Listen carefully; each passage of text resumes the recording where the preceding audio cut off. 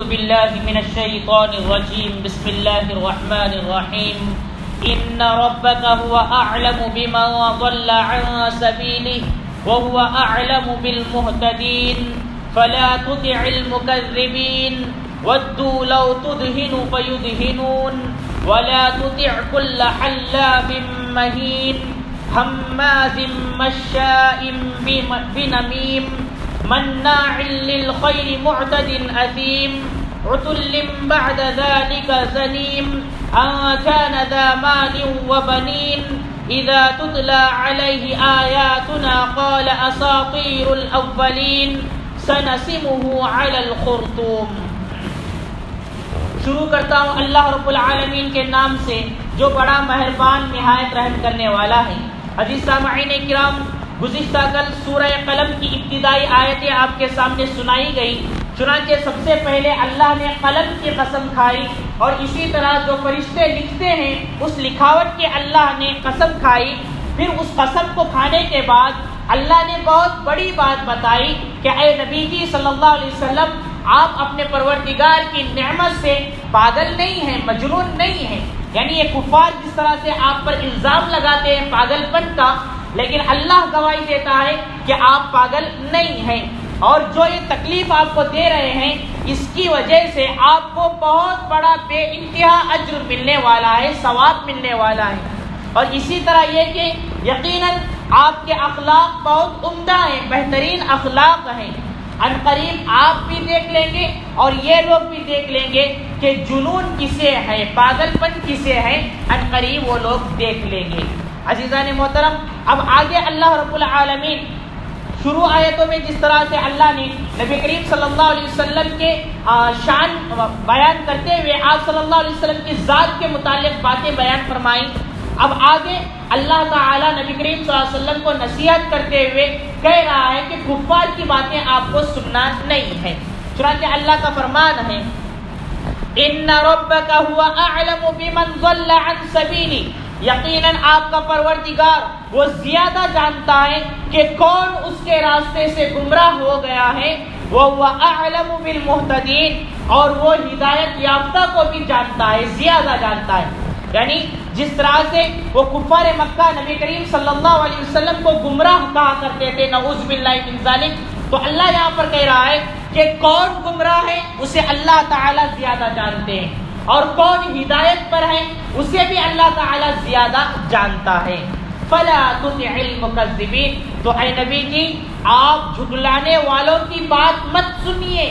فلا تطع المکذبین، یہ جھٹلانے والے، یہ آیتوں کا انکار کرنے والے، یہ اپنے پروردگار کا انکار کرنے والے، آپ ان کے باتوں پر کان مت دھریے، آپ ان کی بات مت سنیے. فلا تطع المکذبین، جھٹلانے والوں کی، تکذیب کرنے والوں کی آپ بات مت سنیے.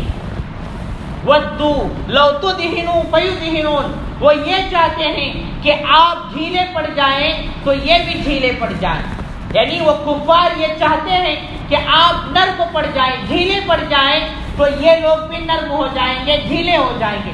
عزیزان محترم، حضرت عبداللہ بن عباس رضی اللہ تعالی عنہ نے یہاں پر لو تدہنوا فیدہنون کی تفسیر کرتے ہوئے سورہ کافرون میں جو اللہ رب العالمین نے کہا ہے، یعنی قل یا ایھا الکافرون لا اعبد ما تعبدون ولا انتم عابدون ما اعبد ولا انا عابد ما عبدتم ولا انتم عابدون ما اعبد لکم دینکم ولی دین. یہ مکمل صورت ہے جس کا مختصر خلاصہ یہ ہے کہ اے کافرو، اے نبی جی آپ کہہ دیجئے اے کافرو، میں اس کی عبادت نہیں کرتا جس کی تم عبادت کرتے ہو، اور جس کی میں عبادت کرتا ہوں اس کی تمہیں بھی عبادت کرنے کی ضرورت نہیں ہے.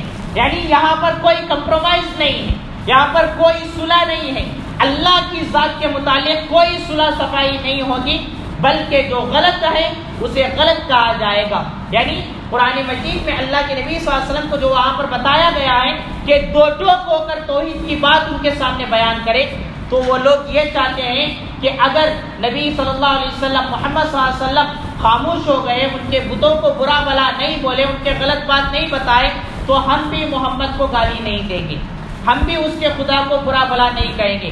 اس طرح سے وہ چاہتے ہیں کہ آپ نرم پڑ جائیں تو یہ بھی ڈھیلے ہو جائیں گے. ان کی چاہت ایسا ہے، لیکن آپ کو ان کی چاہت کے مطابق زندگی نہیں گزارنا ہے، بلکہ اللہ نے جو کہا ہے اس کے مطابق آپ کو زندگی گزارنا ہے. عزیزان محترم، اس آیت سے معلوم پڑا کہ مداہنت اسلام میں جائز نہیں.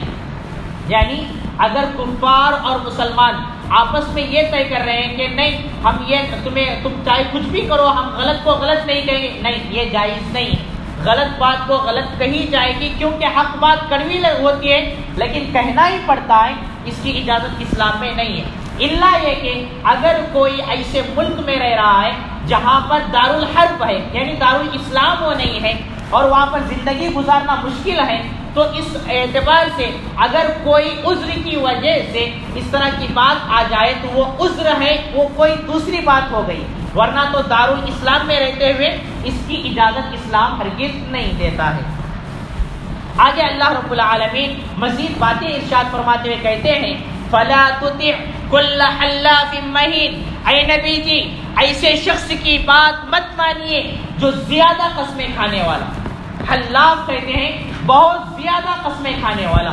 یاد رکھیے جو زیادہ قسم کھاتا ہے وہ انسان جھوٹا ہے، وہ انسان جھوٹا ہے. زیادہ قسم کھانے والے کی بات نہیں مانی جائے گی. تو اللہ کے رسول صلی اللہ علیہ وسلم کو وہی حکم دیا گیا جو زیادہ قسم کھاتا ہے ایسے شخص کی بات مت مانیے.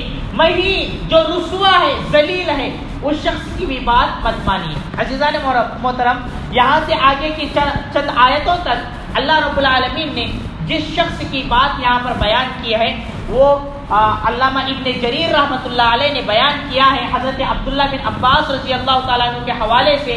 وہ ولید بن مغیرہ ہے جس نے نبی کریم صلی اللہ علیہ وسلم پر الزام تراشی کی، آپ صلی اللہ علیہ وسلم کو برا بھلا کہا، گمراہ کہا.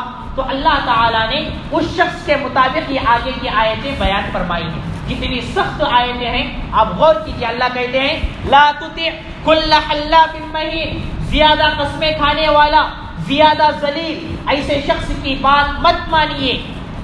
حماز، وہ طعنہ دینے والا ہے، عیب کرنے والا ہے، ایک دوسرے کی برائی بیان کرنے والا ہے. حماز جو کہ عیب گو ہو، مشاء بنمیم، اور جو غیبت کرتے ہوئے، چغلیاں کرتے ہوئے، چاڑیاں کرتے ہوئے گھومتا رہتا ہے، چلتا پھرتا ہے، ایسا شخص، اس کی بھی بات مت مانیے. مناع للخیر، جو کہ بھلائیوں سے روکنے والا، اچھی باتوں سے روکنے والا ہے. معتد، حد سے زیادہ آگے بڑھنے والا، یعنی ظلم و زیادتی کرنے والا ہے. اسیم، جو کہ گنہگار. عتل، اور جو کیا ہے، جو ظلم کرنے میں حد سے زیادہ آگے بڑھنے والا، سرکشی کرنے والا، گھمنڈ کرنے والا ہے. عتل بعد ذالک زنیم، اس کے علاوہ یہ کہ وہ ذو نسب نہیں ہے. ذو نسب نہیں ہے، زنیم کے معنی آتے ہیں عربی میں وہ شخص جس کا نسب اس کے باپ سے ثابت نہ ہو، یعنی ایک اعتبار سے گالی ہے.